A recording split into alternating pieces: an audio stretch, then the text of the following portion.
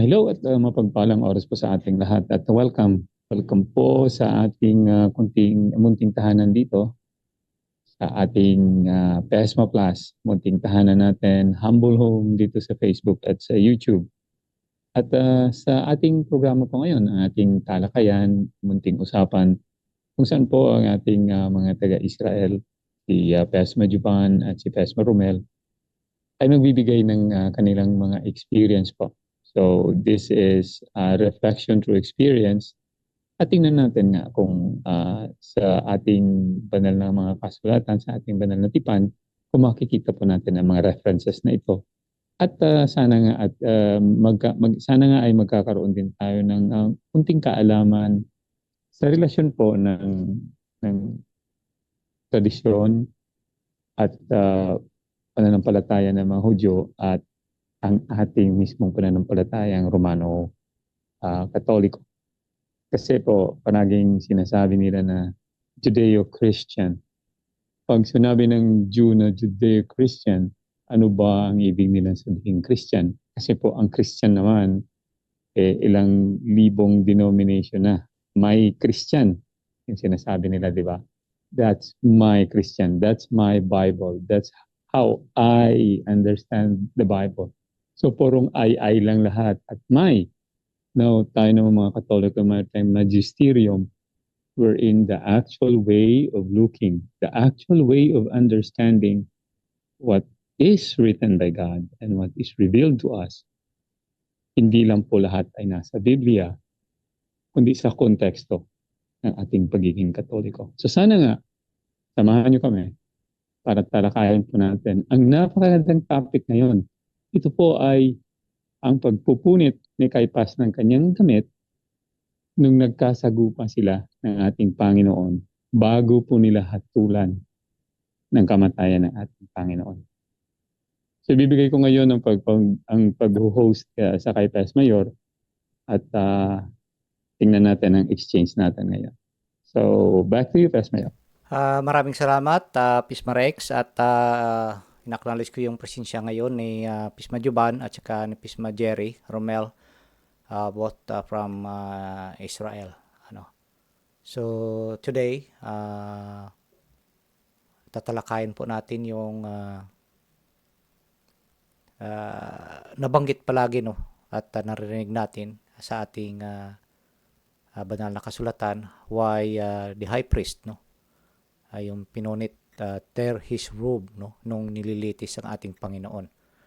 So sa pagkakataong ito, ibibigay ko yung pagkakataon kay Pisma Romel sa kanyang sasabihin about sa ating pag-usapan ngayon. Pisma Romel, go ahead, bro. Mapagpalang oras po at maraming salamat Pitong Utod Pismayor Balayros ng Amerika. At napakagandang topic ngayon dahil lagi natin itong marinig, lalo na sa pagsapit ng mahal na araw. At salamat naman na nandiyan ang ating Pisma Juban, nakikinig at unang magpahayag ng nabanggit ng ating Pismayor. Okay, so mga kapatid, sa pagkakataong ito ay ibibigay natin yung pagkakataon kay Pisma Juban sa kanyang sasabihin about sa ating munting topic na ito at sa kanyang pagbati na rin. Please go ahead, Pisma Juban. Yes, mapagpalang gabi. So, magbabahagi ako tungkol dito nga sa ating topic ngayon about tearing. So, yun nga, tama-tama kasi last Friday, ito ay nag-attend kami ng isang sitting, kung tawagin nila dito sa Israel o kaya sa Hebrew ay kriya. I-search natin kung ano yung kriya ang tawag doon. So ito ay simbolo ng pagdadalamhati, lalo-lalo yung mga pumanaw ng kanilang mga pamilya. So nagpupunit sila dito sa kanilang damit. Na simbolo nito ng pagdadalamhati at siyempre yung pagmamahal, andun yung pagmamahal, sobrang pagmamahal nila sa mga kapamilya nilang yumao.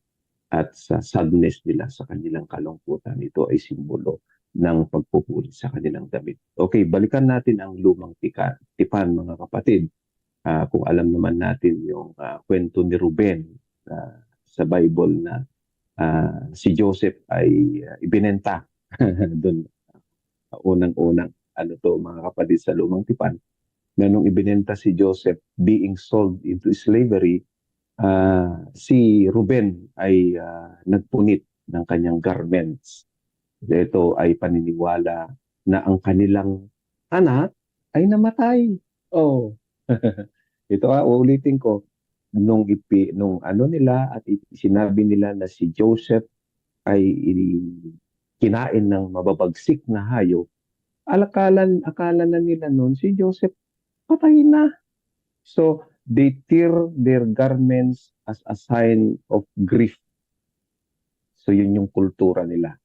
Si Joseph yun So nag-ano ng garments, nag-tear sila as a sign ng kanilang pagdadalamhati kasi ang alam nila yung anak namatay na.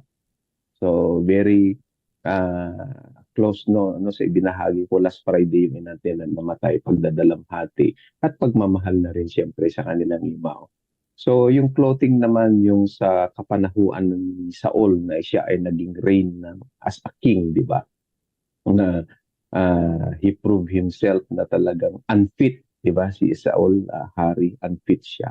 So nagtir din siya ng damit. O maraming mga halimbawa dito yung pagtitir ng damit, ano? So ang tawag dito sa Hebrew ay kriya. K-R-I-A-H. I-search natin yun at mapalawak. Kasi itong pagpe-perfume ng kriya o hanggang sa ngayon dito sa Israel mga kapatid is pag-aalala, pagdadalamhati at pagmamahal nila sa mga mahal nila sa buhay na pumanaw.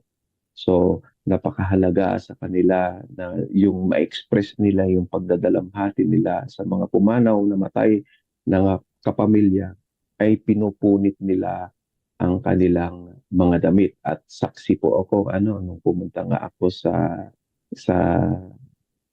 sitting, kung tawagin nila sitting. Ang pagkakaiba lang mga kapatid sa ating paglalamay sa atin yung mahal natin na sa buhay na pumanaw ay nandun yung bangkay dito kasi wala na. Nagsisiting na lang, nagkakape, nagkukwentuhan, at inimunomorn nila yun ng 7 days. Na continuous na gamit-gamit yung natir na damit. Take note mga kapatid. 7 days morning na napunit ang damit na continuous yun yung gamit nila. Kung ano yung gamit nilang damit for 7 days na yun ang ginagamit nila. Ito ay isang simbolo, pag-e-express ng kanilang mga patay. Yun lang siguro ang panimula ka, bro. At ako'y magpe-prepare. So napaka-biblical ang pagpupunit at hanggang sa ngayon dito sa Israel as a symbol ng pagdadalamhati sa mga patay. At siyempre pwede rin i-address natin ito sa galit kasi correct nyo kung mali ako, meron din nababasa na sobrang galit na gumagawa ng masama itong kapatid at kababayan niya. Sobrang pagdadalamhati, pasok na sa dalamhati, nalungkot dahil sa kasamaan ng mga kapatid, pinunit ang kanyang damit. So, mapagpalang gabi at mas mapalaliman pa ng mga kapatid natin dito sa BESMA about dito sa pagpupunit ng damit. God bless us all, mga kapatid. Back to you, BESMA yun. Okay, maraming salamat, Pisma Juban, at isusunod ko yung kung anong masasabi sa atin ni Pisma Romel about sa ating pinag-uusapan ngayon. Pisma Romel, go ahead. So maraming salamat Gupitong Utod Pismayor Balairos ng Amerika at ganun din po kay Pisma Rex at kay Pisma Juban, no, na banggit niya, no, tungkol sa pagpupunit ng damit. Tama po ang sinabi niya. Dito, pag sinabing tiring, sa Hebrew is kirya. Kirya. So, may nabanggit siya kanina na yung mourning, mourner. So, sa Abel, Avelim, mourners. So, yung mourning, avilot. So, marami tayong malaman ito sa Hebrew. Ganito pala. So, pagka narinig mo pala yung namatay, ang tawag niya aninot. No? Yung pagkarinig mo, no? Na namatay na ang kapatid mo, nanay mo, gano'n. So, pag narinig pala, doon yung pagsagawa nila ng kirya. No? So, pagpunit ng damit. So, ibig sabihin, pag nakita mong isang Hudyo na may punit ang damit na sinusuot, ibig sabihin, yung isa sa mga kapitid niya o malapit na sa kanyang buhay, kasi nakalagay sa kostumbre nila, ang mag-mourn lang po ay nanay, tatay, hanggang kapatid lang po. So, ibig sabihin, yung mga apo wala na. Diyan lang sa kapatid. No? Pero nakita natin po rito na kahit sa apo, no? Makita mo yung tulad nung sa atin din, no? Na basta na nakahanay sa kanyang pamilya, kahit apo sa tuhod ay pwedeng maglagay ng tanda sa pagdalamhati. So dito naman po sa pinag-usapan nung nandoon po ang ating Panginoon sa harapan ng pinakamataas na pari, no? Si Caiphas, doon po sa Galicanto, kung saan po ay palagi nating napuntahan, at nakita po natin doon, no, yung malalim pa na balon na tinaguan po sa kanya, pero ang pagkaintindi ng mga nagsusuri ay doon po siya ikinulong dahil para maiwas na maano siya ng mga tao na galit sa kanya, po. So, yun, no? Isang bagay na nakita po natin sa kostumbre ng mga Hudyo ay ang pagdalamhati, no? Pag nagdalamhati, ang unang marinig po natin na namatay na ang isang malapit sa kanyang buhay ay pinupunit yung damit. So sa ibang mga talata ay maintindihan din po natin tulad kay Joshua. So nagdalamhati po sila dahil nagalit po ang Diyos sa kanila. Dahil hindi sila tumalima sa kautusan ng Diyos na kung sila'y nakipaglaban ay hindi sila magdala ng kahit anong ari-arian ng kalaban. Po.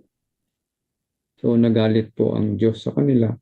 Yun nga sa pangalawang nila, natalo po sila. So doon nagdalamhati si Joshua. So sa ibang talata naman po ay maintindihan po natin na sa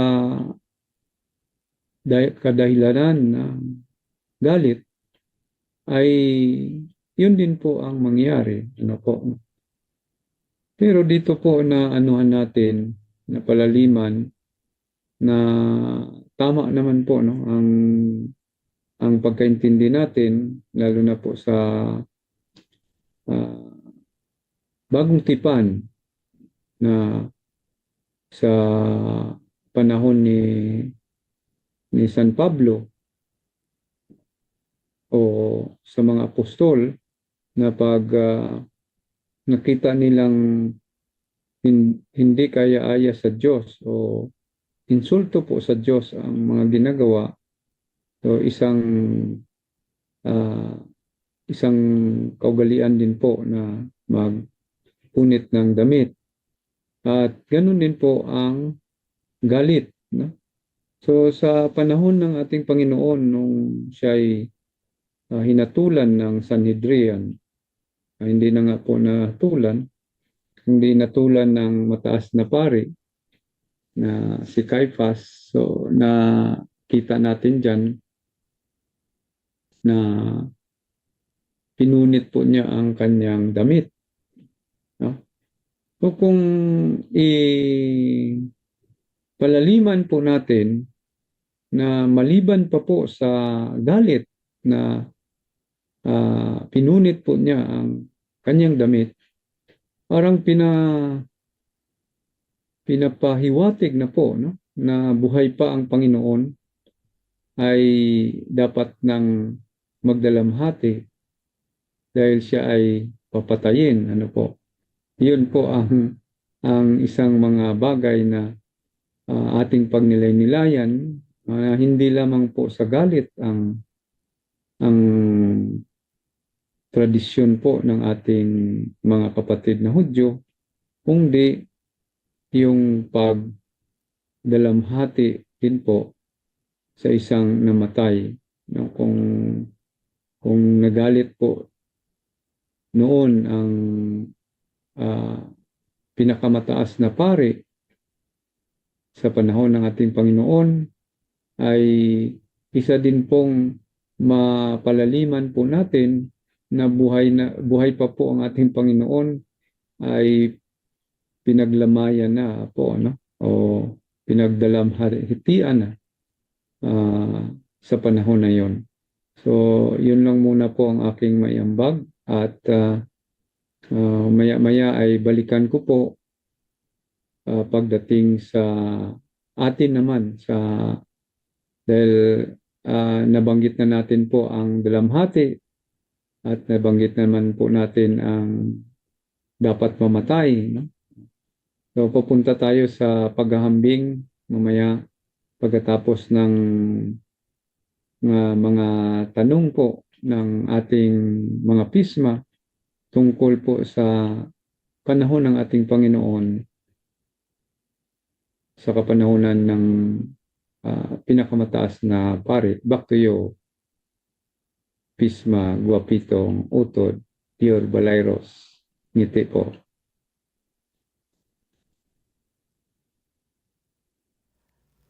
Maraming salamat, Pisma Romel from Jerusalem, Israel. At ibibigay ko yung pagkakataon kay Pisma Rex kung follow-up questions or sa kanyang sasabihin.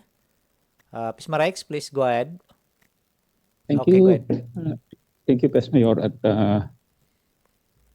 may idadagdag lang ako ng konti. Di ba last time ay sinabi ko nung tinignan ko rin ito sa tradisyon ng mga Hudyo, at napakaklaro po ng pagbigay sa atin ng na-experience nila Pastor Romel dyan sa Jerusalem, di ba?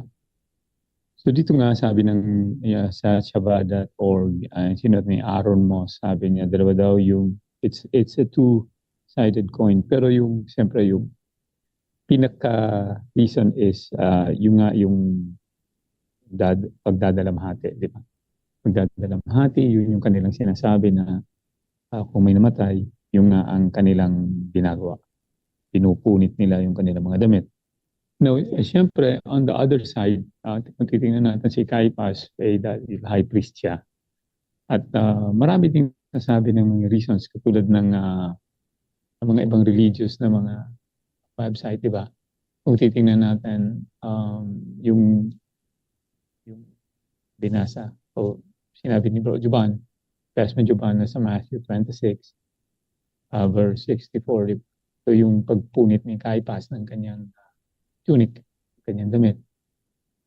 In this act, isa rin yung hindi natin nakikita dito is yung hindi pa nabigyan ng DNA is yung galit.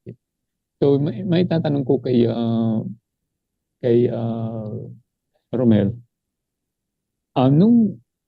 kung may nakita ka ba, may nasaksihan ka na yung paggalit siya, isang galit na, except kasi yung morning lang yung nakita ninyo, pero yung galit at pinunit yung kanyang damit, di ba? Kasi yung reason dito na tinitingnan natin is inakusahan niya yung ating Panginoon ng blasphemy, di ba? So galit siya. May nakita ka ba, Bro Romel, na yung Hudyo na galit at saka pinunit yung damit niya sa kung anong rason man, say blasphemy o kung ano man? Back to you, Pastor Romel. Maraming salamat sa magandang tanong, Pisma Rex, at sa ating obserbasyon rito sa mahigit 2 dekada, hindi pa po ako nakakita o obserba na nagpupunit ng mga damit dahil sila'y pag magalit parang nagdadabog-dabog lang at sigawan lang, ano. Hindi ko naranasan po rito o nakita na mayroong pangyayari na pinupunit. Ang palagi kong makita na pinupunit pag yung una, akala ko nga ang pagpunit ng damit ay yung namatay na, no? Ibig sabihin kung namatay na siya na ilang araw na, parang ganun ba? Yun nga po, nag-research po tayo na pag narinig pala na patay na ang mahal mo sa buhay mula sa nanay, tatay, anak, kapatid. So yun ang dalamhati. Pag narinig pala, inano na.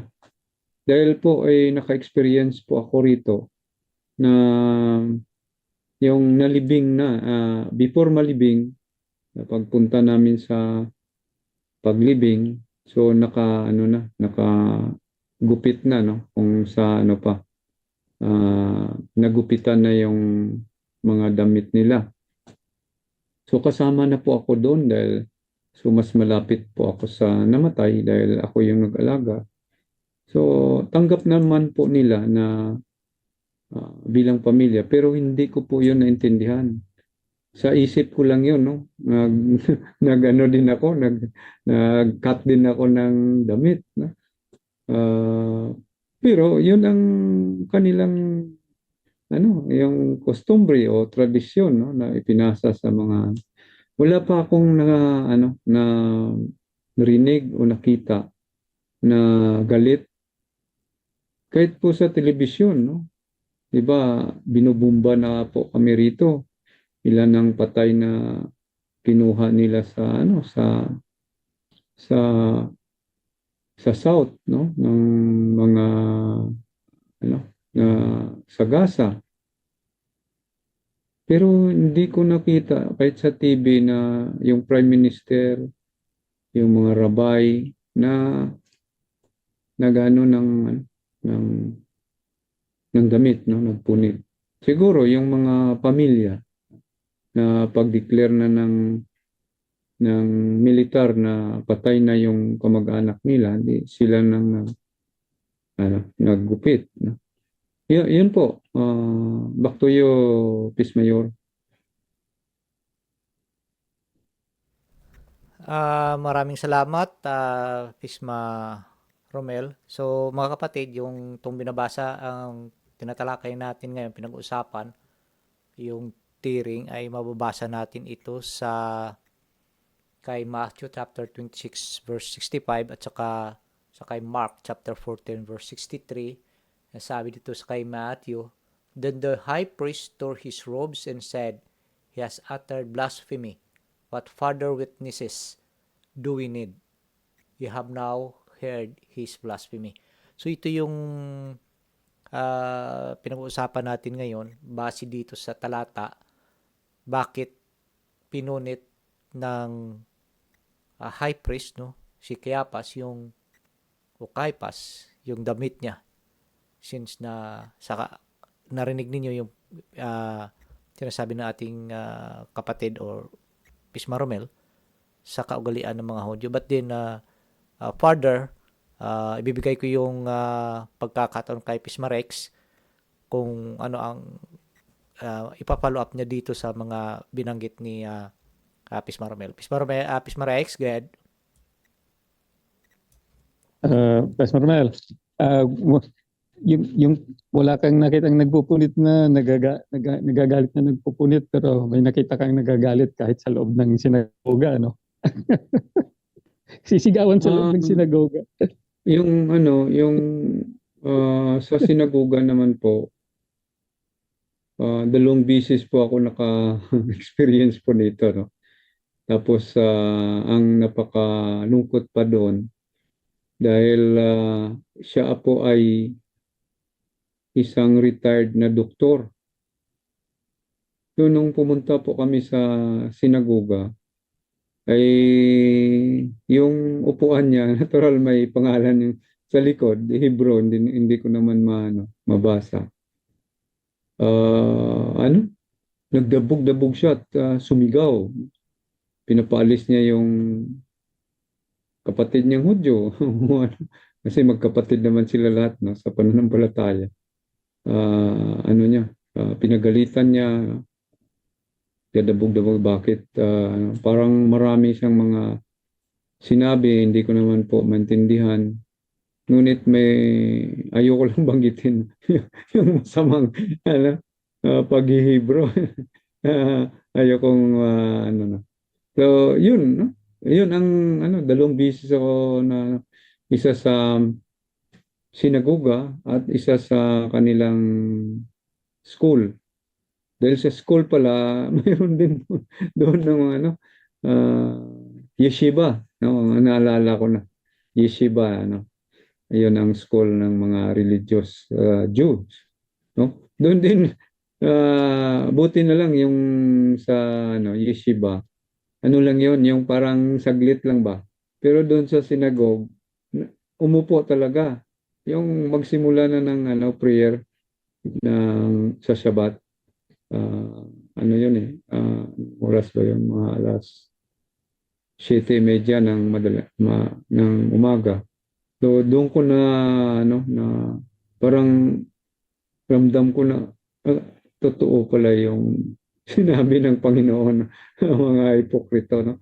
At mahilig po sila na makilala, So yun ang naobserbahan ko po, no? Balikan ko yung pero hindi niya naman pinunit ang kanyang damit, po.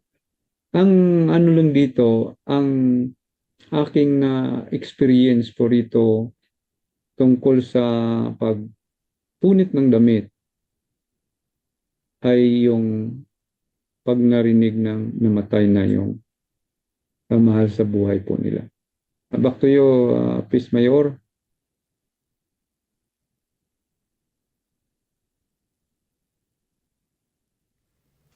Maraming salamat, Pisma Romel, sa iyong paliwanag at nabanggit. So mga kapatid, napakaganda ng natin ngayon. So very significant kung ano talaga sa kultura ng mga Hudyo yung pagpunit ng damit. So sa nabanggit natin ng mga kapatid is mourning, so yun na nga nabanggit na ating kapatid at sa time ng ating Panginoon hindi pa nga siya namatay, so pinunit ng priest, high priest yung damit niya. So ano ba ito, it is really a sign na talagang patay na siya para sa kanila. Ganun ba yun, Pisma Romel, yung parang ganun ang dating ng sa mga kapatid nating Hudyo, Pisma Romel?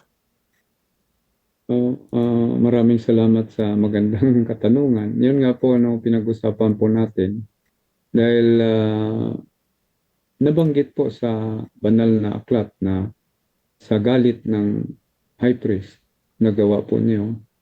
Pero kung titingnan po natin sa other side, ang dala-dala nila hanggang ngayon na tradisyon, yung pagpupunit ay para sa pagdalamhati sa patay. Yan po, Kasi kahit po sa mga pangyayari, hindi ko naman po itong nangyari sa COVID-19. So hindi po ba maraming patay? Wala naman po akong nakita na lahat ng mga Israelita ay nagpupunit. Kung nagdadalamhati sila sa COVID-19. Kung di, yun lang po ang namatayan. So, ito po ang pinag-usapan po natin.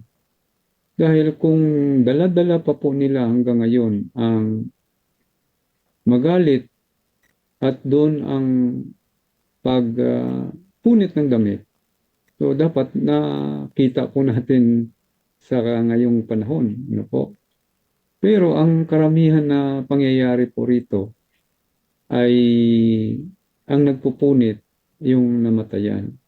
So yun nga po na kita natin sa panahon ng Panginoon sa ating nabasa at narinig na pinunit ng high priest ang kanyang damit. Hindi lang po siguro sa galit, kung yun talaga ang kanilang kultura. Ngunit na dala-dala pa sa ngayon ay pagpupunit ng damit sa namatayan na. Tama po yung nabanggit mo kanina, Pismayor, na buhay pang ating Panginoon ay sigurado ng nagdadalamhati na po sila dahil patay na. Ipapatay talaga siya. Parang yun ang kung sa kultura at tradisyon sa ngayon na dala pa nila na pinunit ang damit dahil may patay sa kanila, may posibilidad na yun din, na hindi lang po sa galit ang ating pag-intindi niyan dahil nalaman po natin na yun pala ang kanilang tradisyon at kultura sa mga Hudyo. May posibilidad na buhay pang ating Panginoon pagkatapos na pinunit ng pinakamataas na pari ang kanyang damit.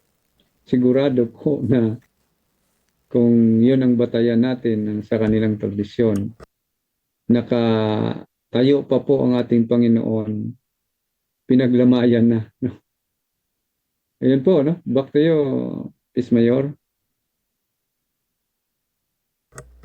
Maraming salamat, Pisma Romel, sa nasabi mo at sa nabanggit mo na, of course, sa kanilang mga tradisyon, and kung titingnan nga natin, ganun ang mangyari. Iwang anticipated na tinatawag, yung ina-anticipate na talagang hindi lang anticipate. Finally, sabihin ko na sa inyo na patay ka na. Ay iba sa atin ba mga magkakapatid, kung may naririnig ako na mga usapan na gano'n na sa pagpamilya, ibang sabihin ng tatay, patay ka na para sa akin, di ba? Yan ang kung may magawa mong kasalanan. So, but din yung pagpunit, hindi natin experience sa atin, sa kultura natin, but naririnig natin yung mga ganyang mga istorya kahit na sa drama nga minsan, di ba? Maririnig din natin yan. But in reality, talagang siguro na nangyari din yan. So, babalik ko kay Pisma Rex kung anong follow-up na nasasabi niya, follow-up questions or may concern siya. Pisma Rex, please go ahead.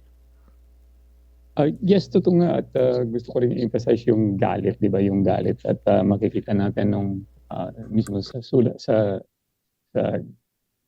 sa Bible doon sa talata na iyon, ang pagpunit ni Caiaphas ng kanyang damit at nagsabi siyang blasphemy, 'di ba?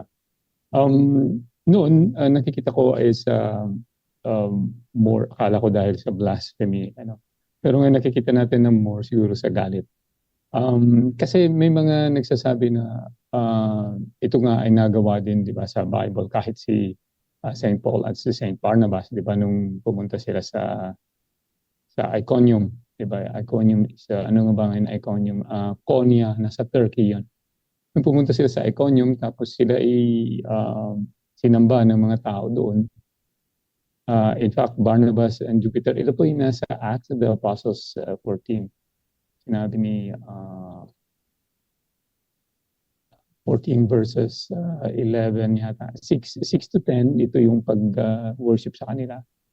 Tapos on verse 12, they said that Barnabas was Jupiter and Paul was Mercury because he spoke more than Barnabas. The god of Jupiter was in the building near the gate leading into the city. The religious leader of that place brought cattle and flowers to the gate. He had many other people wanted to burn these gifts in the act of worship to Paul and Barnabas. When Paul and Barnabas heard this, yan po ay sa verse 14 na, they ran among the people, they tore their clothes and cried out, "Why are you doing this? We are only men with feelings like you. We preach the good news that you should turn from these empty things into the living God." So, is it really the act of blasphemy or is it nagalit na sila dahil po sa expression ng kanilang anger? So, siguro mas more ako na mako-convince na dahil nga sa galit nila. Siguro yan yung akin mga comment dito. Back to you, Pastor Mayor. Okay, maraming salamat, Pisma Rex. So, si Pisma Juban on duty na. So, ibigay ko yung more na, or may tanong ka, Pisma Rex, sa kay Pisma Romel, kung related dito sa ating pinag-uusapan. Babalik ko sa yung microphone. So far, wala na rin akong tanong kung later kung may idadagdag pa si Romel, si Pastor Romel. Kung wala na, pwede tayong mag-conclude sa bagay na ito. Okay, so maraming salamat, Pisma Rex. So, Pisma Romel, may idadagdag ka dito sa ating pinag-usapan. So, siguro dahil is 4:22 na sa Pilipinas, so by 5, first Wednesday ngayon, magsisimba muna ako sa Baclaran. Okay. So, ibibigay ko sa iyo, salamat, Pisma Romel. Okay, go ahead. Salamat pa, Pismayor, sa yung topic na yan. Ay wala naman po ako yung idagdag, kundi yung sa ating dahil nakaraang ilang araw ay tayo ng ating pagdiriwang ng undas, po. So yun po ang tanong kanina kay Bro Wendell kung hindi ba pwede sa katuruan nating Katoliko na mag-lead ng prayer sa patay ang mga kamag-anak, po. So, wala naman tayong turo niyan sa simbahan kung hindi pwede. Basta alam yung pag-lead. Kasi ang pangyayari ay naghahanap ng mag-lead dahil daw iniiwasan na hindi mabuti na kamag-anak. So yun po ay pamahiin na dapat nga tayong mga malapit na kamag-anak ay tayo yung manguna sa panalangin. So kung ihambing naman po natin dito sa kapatid nating Hudyo, ang aking naobserbahan po rito, dahil nung namatay po ang mag-asawa na yun, ang una yung lalaki, ang sunod ang babae na inalagaan ko po. Ang naobserbahan ko po na yung nagli-lead tuwing umaga sa minyan, no, yung 10 nagdarasal para sa patay, ay yung salitan po sila, dalawa silang lalaking magkapatid. So ang palaging nagli-lead yung panganay na lalaki. Yun ang makita ko po sa kanilang Pero na-search ko sa Google, walang sinabi na ah, kamag-anak. Pero dahil sa ating naobserbahan at na-experiensyan dito, kamag-anak talaga. Lalaki lang. Ang babae hindi pwedeng mag-lead sa kanila. Ayun, sa patay, sila talagang nagli-lead. Yung malapit kung hindi anak, no, kapatid. Yun ang kung may nadagdag po kanina na nabanggit ni Pisma Juban na maaari din po yung rabay. Sa pagkaintindi ko po, kung wala na talagang malapit na mag-anak, so yun po ang mangyari, no? Yung rabay ng isang namatay ang magli-lead ng prayer. Kasi po, nung sa aking na-experiensyahan, lahat naman yung pumapasok, karamihan rabay ang pumapasok sa aming bahay. So, bakit ang panganay o yung bunsong lalaki ang nagsasalitan? So, sa aking pagkaintindi, na sila talaga ang mamumuno. Kasi kahit pupunta yan sila sa sinagoga, pag maghingi sila ng prayer sa kanilang mahal sa buhay, yung nagre-request na kamag-anak, siya yung mag-lead ng tawag nila Shiva Braka, sa 7 araw na maliban pa sa taon-taon, no, na lalo na yung parang masamang pakiramdam ng isang anak na lalaki. So sabihin niya ng rabay na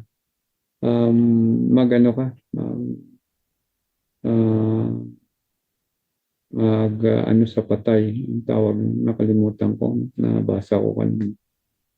So pupunta yan ang anak, pupunta yan sa sinagoga sa umaga, lalo na Sabado, yung pamahinga nila.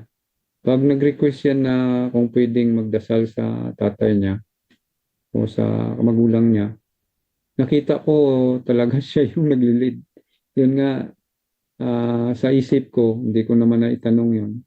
At hindi naman natin mabasa sa Google.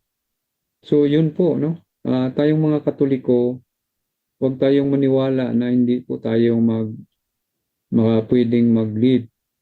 Dapat, dahil mahal sa buhay natin yung namatay, dapat tayo. Ang lang dyan, kung hindi tayo marunong.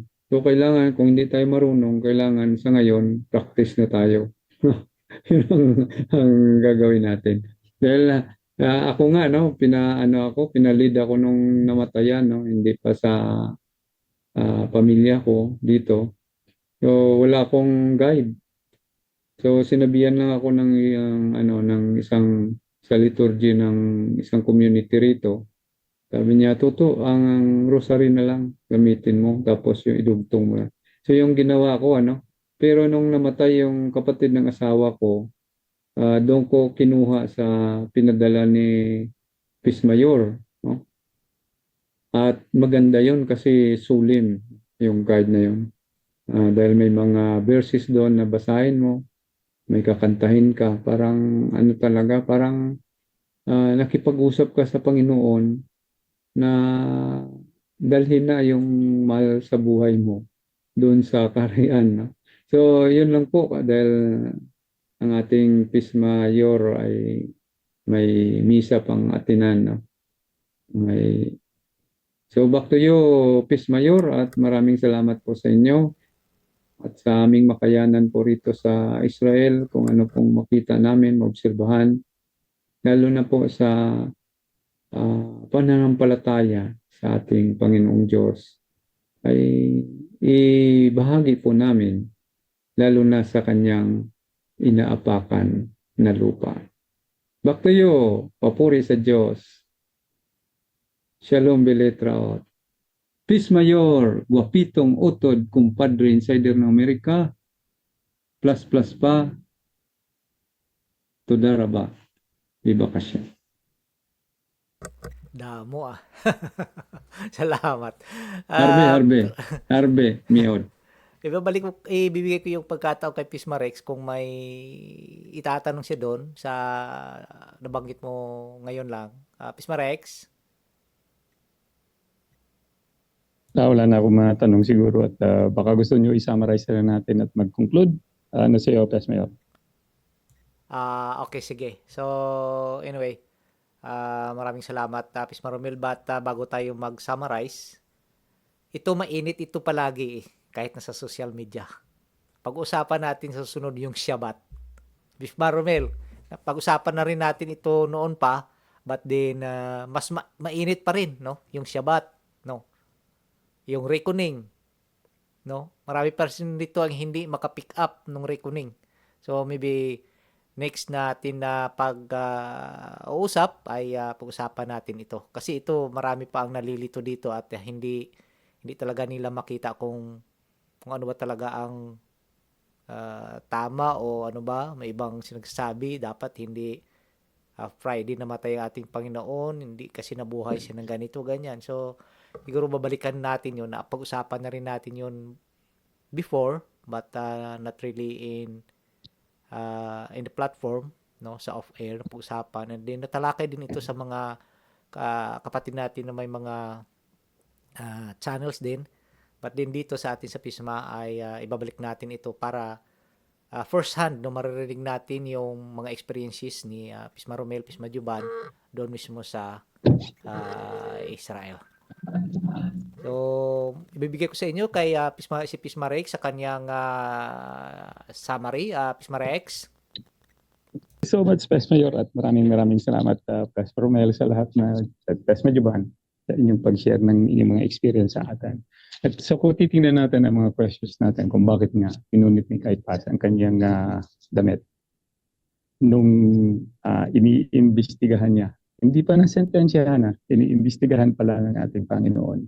Pinunit niya na at sinabing, di ba, blasphemy.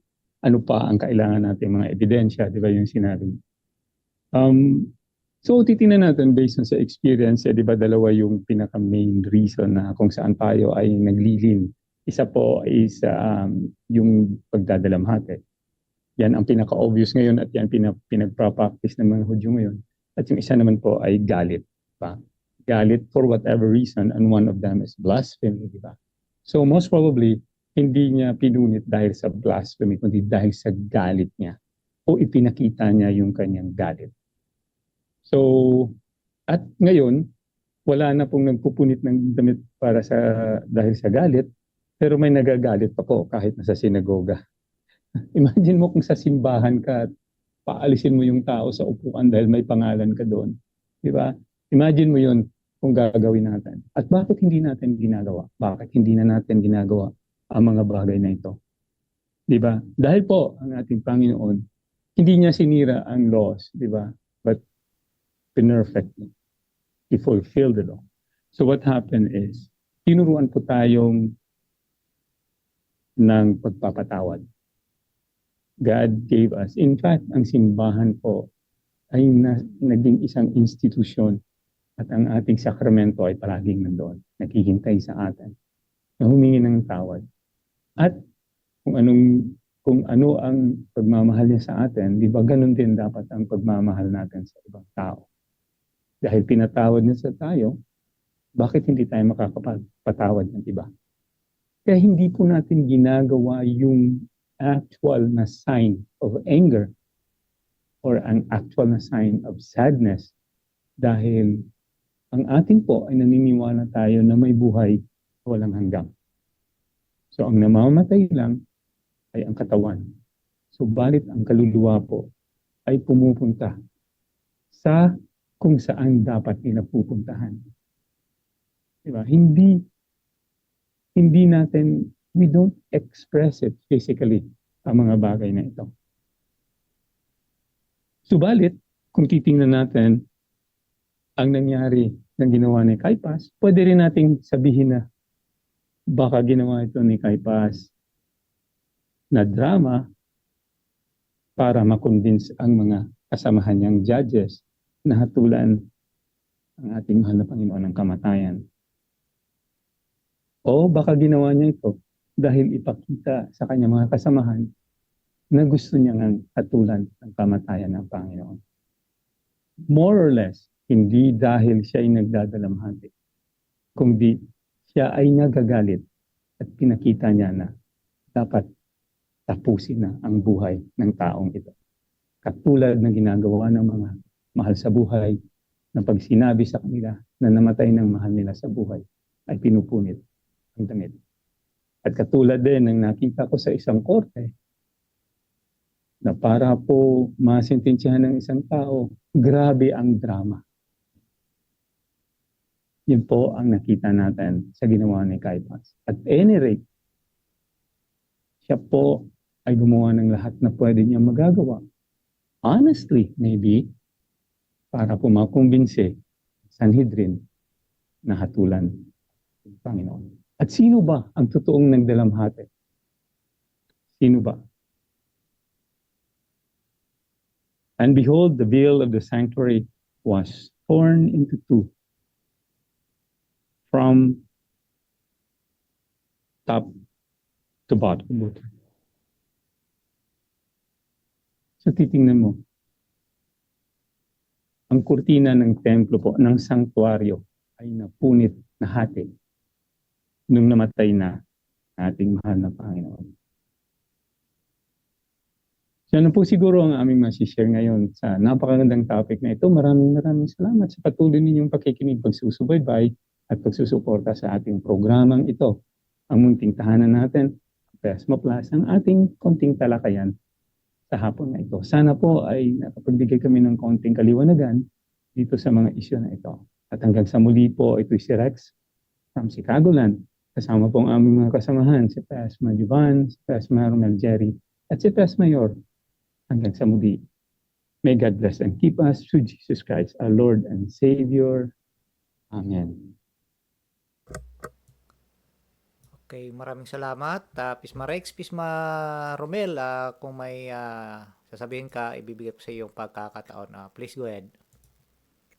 Salamat, Pismayor. At nabanggit mo po kanina na may talakayin pa tayong mga importanteng bagay na pinapaulit-ulit at hindi pa na absorb o naintindihan ng malalim ng mga tao o mga kapatid natin, lalo na sa kaibayang pananampalataya. At ganun din po sa ating katulad nating Katoliko. Ano po. So on the record lang po, marami talaga, no? Dahil sa nasulat ko mga 6 pages po, hindi maubos yung binabalikan ko dahil pag nakritik ako, sabi naman nakalimutan yung mga ginagawa mula sa pagpreparar, no, ng mga kapatid nating Hudyo sa kanilang araw ng pamamahinga. So marami tayong matutunan. At baka sa sunod ay palaliman natin yung mga nakalimutan dating banggitin. Baka makumpleto natin dahil pag tulad ng ganito, parang nag-sharpen yung utak ko dahil sa totoo lang po, binaliwala ko yung mga eksperyensya ko po sa religious na mga Hudyo, lalo na po sa nagparating sa akin dahil Rabbi Gadol yun, na sa unang 2 araw ay doon ako sa laundry pinakain po dahil hindi ako makamalapit sa kusina at sa lamisa. So yun po, no, masaya at maganda, no. Sa iba ay medyo awkward, pero dito tayo matuto dahil ito yung pinanggalingan ng ating pananampalataya, dahil dito sa sa lipi na ito, ah, lumabas ang ating Panginoong Jesucristo, no, sa pinili ng Diyos na lahi. At napakapalad po natin na hindi lamang po sa Bible natin na basa yung mga inaapakan ng ating Panginoon, mga lugar, kundi dahan-dahan na natin po tinatahak, no, sa ating mga live, sa ating mga ginagawa po ng ating channel, Pisma Plus, YouTube at Facebook. So, may Facebook page pa, no? Hindi pa tayo makapasok. Hindi pa napasok namin yung Pisma page dahil sa daming mga obligasyon, lalo na sa mga kailangan din po nating spiritual na pagkain, lalo na ang banal na misa. So yun po, no, nabanggit kanina yung Shabbat reckoning, no, as for the record, ano pa,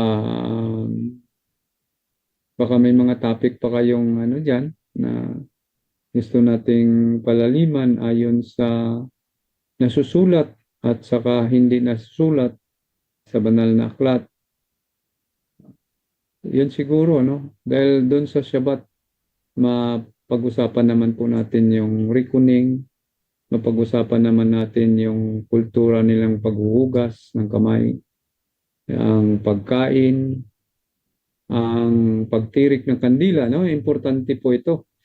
Dahil po mayroon tayong mga kapatid na sabi na ni Pisma Yor, no, ating gwapitong utod, na hilaw na Hudyo. Totoo po. Hindi po sila nagtitirik ng kandila. Dito po ay nagtitirik pagsimula, no? Hindi pa nagsimula yung pagsimula ng Shabbat, nagtitirik. Pagpatapos ng Shabbat, nagtitirik ng kandila. Pero yun nga, pinapatay doon sa wine, no? Yung pangpatapos.